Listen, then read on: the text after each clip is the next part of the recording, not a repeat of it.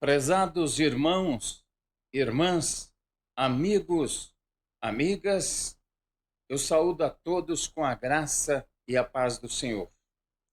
Mais uma meditação na palavra de Deus para esta semana. Antes de entrar no assunto, eu quero convidá-los a nos visitarem na Igreja Batista Centenário do Povo, aqui em Campo Grande, Mato Grosso do Sul, na rua Perseverança, número 21, bairro Amambaí. Todos os domingos, 9 horas da manhã, estamos estudando a Bíblia ali. E à noite, às 18 horas, nós temos culto na igreja. Também na quarta-feira, às 19 horas, culto na igreja. Agora vamos ao nosso assunto de hoje. Nosso assunto de hoje está baseando no capítulo 16 de Gênesis.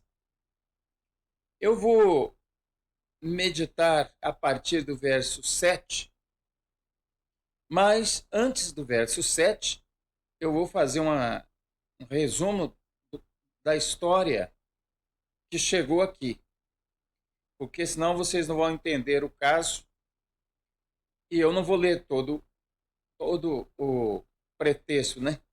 Vou ler só o texto. Ali, no começo desse capítulo, conta a história de Agar, uma serva do patriarca Abraão, na época Abrão, e a mulher dele, Sarai, que depois transformou-se em Sara. E Sara não tinha filhos. Na cultura deles, nós estamos falando de um fato de aproximadamente 4.000 anos atrás. Então, pode até causar alguma estranheza para nós, na nossa cultura cristã hoje. Mas lá era assim. E a mulher não tinha filhos, era uma desonra. E também ela tinha escrava, como Abraão também tinha escravos. Isso era a cultura daquele tempo. E como ela não tinha filhos, mas ela era dona da escrava, ela podia fazer da escrava o que ela quisesse. Inclusive, dar a escrava para o marido, se relacionar e ter filho com ela. E é uma coisa estranha, né, para nós, mas era a cultura deles, como eu já disse. Então, assim foi. Sara fez isso. Só que aquilo não agradou a Deus. Não agradou a Deus. Porque no plano de Deus, viria para eles um filho, que se chamaria Isaac. Mas como estava demorando isso acontecer, a Sara não teve paciência e fez essa tramóia aí, que deu muito problema para eles, para Abraão e para Sara. E esse aqui é um dos problemas, porque Agar ficou grávida de Abraão e já a Sara já começou a ficar com ciúmes, e principalmente porque ela ia ter um filho de Abraão e a Sara não tinha. Isso causou um conflito entre elas. Termina que Agar foge da senhora e foi parar no deserto. Ali no deserto, o anjo do Senhor a encontrou. E o anjo do Senhor, achando junto a uma fonte no deserto, a fonte que está no caminho de Sur, perguntou-lhe: Agar, serva de Sarai, de onde vieste, para onde vais? Respondeu ela: da presença de Sarai, minha senhora, vou fugindo. Disse-lhe o anjo do Senhor: torna-te para tua senhora e humilha-te debaixo da sua mão, das suas mãos. Interessante que a humildade na economia divina, na nas coisas divinas, a humildade tem um valor muito grande. Jesus disse: quem se humilhar será exaltado.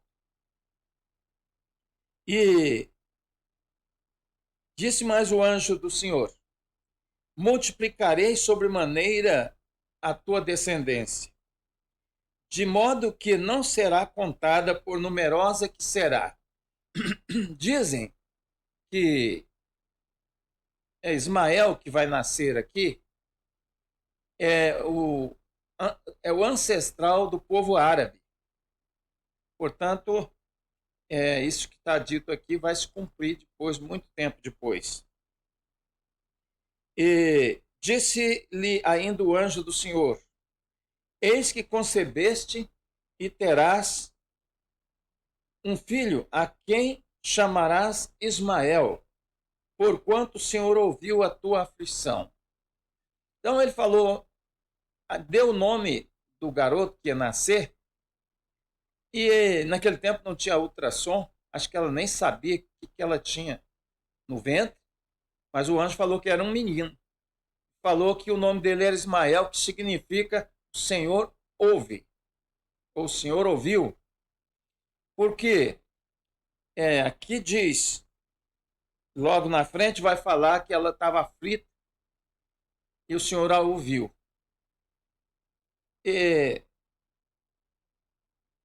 Disse-lhe o anjo do Senhor: eis que concebeste, terás um filho, a quem chamarás Ismael, porquanto o Senhor ouviu a tua aflição. Então está o nome do menino, está relacionado com o Senhor ouviu a tua aflição. Então aqui nós podemos meditar um pouco nesse Deus que nos ouve na nossa aflição. Quem sabe você que me assiste tem passado por aflições na sua vida e passa por aflição, ou está passando por aflição. Mas tenha certeza de uma coisa: aqui o Deus que vê, que é o que nós vamos ver logo em seguida, está te vendo.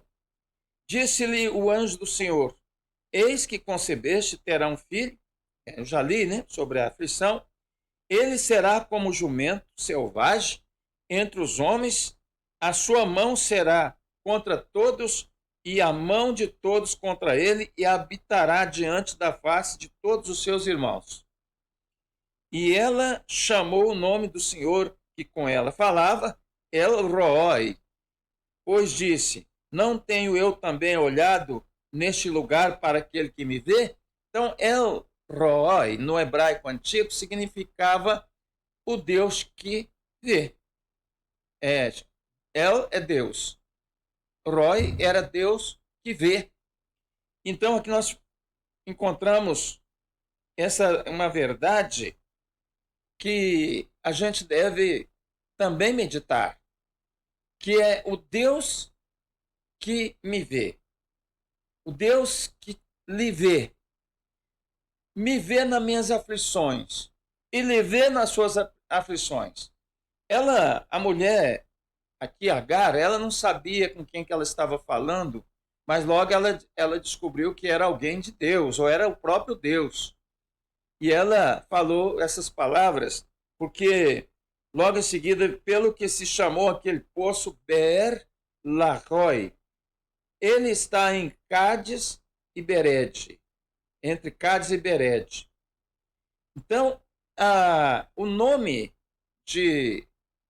da fonte ali, de água, que ela estava, ela deu o nome Beer Lahai Roi, que significa o poço do Deus que vê.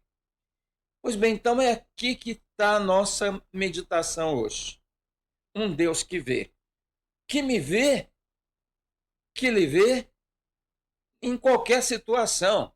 Então, na teologia, nós costumamos dizer que a revelação de Deus foi paulatina, foi gradual. Isso que 4.000 anos atrás, Deus vinha se revelando às pessoas e foi se revelando. Foi para Abraão, o seu filho Isaac, o seu neto Jacó. Depois foi para José, o filho de Jacó. Depois foi para Moisés. E aí vieram os profetas. todos Deus foi se revelando para eles, foi revelando alguma coisa para eles e revelando quem Deus é, quem Deus era e quem Deus é. Eles foram vendo o caráter e a personalidade de Deus. E assim que a minha meditação é essa. Um Deus que me vê, um Deus que lhe vê. Ele está vendo, nos vendo em qualquer situação, como já disse. Aqui ele estava vendo a Agar, era uma serva egípcia, que era serva, escrava de Sarai ou Sara, e Deus viu a aflição dela. Mas Deus viu só a aflição dela? Só dela? Não. De todos nós. E Deus nos socorre na nossa aflição. O Salmo 46 diz que Deus é o nosso refúgio, fortaleza, bem presente na angústia. Então Deus é o nosso socorro, bem presente na angústia. Como ele viu ali a Agar naquela aflição e socorreu, ele também me vê e vê você nas suas aflições, nas nossas aflições, e vem nos socorrer. Então, meu prezado irmão, meu prezado amigo, um Deus que me vê, um Deus que vê você. E então isso também é uma grande responsabilidade para nós, da maneira como nós vivemos diante desse Deus que nos vê. Como é que nós estamos vivendo? De qualquer jeito? Nós vivemos do jeito que nós queremos ou do jeito que Deus quer? Aí você pode me perguntar, pastor, mas como é que eu fico sabendo da maneira que Deus quer? Nas Escrituras Sagradas, na Bíblia. Nós conhecemos Deus e conhecemos a maneira que Deus quer que sejamos. E Jesus, o seu Filho, veio nos ensinar. Veio no final da revelação de Deus, como a última parte da revelação de Deus foi em Jesus, que é o Verbo que se fez carne e habitou entre nós. Ele nos ensina toda a verdade. Então, meu prezado amigo, meu prezado irmão, vamos ter responsabilidade na nossa vida de viver segundo a vontade de Deus. Ah, pastor, eu não sei a vontade de Deus. Vai ler a Bíblia.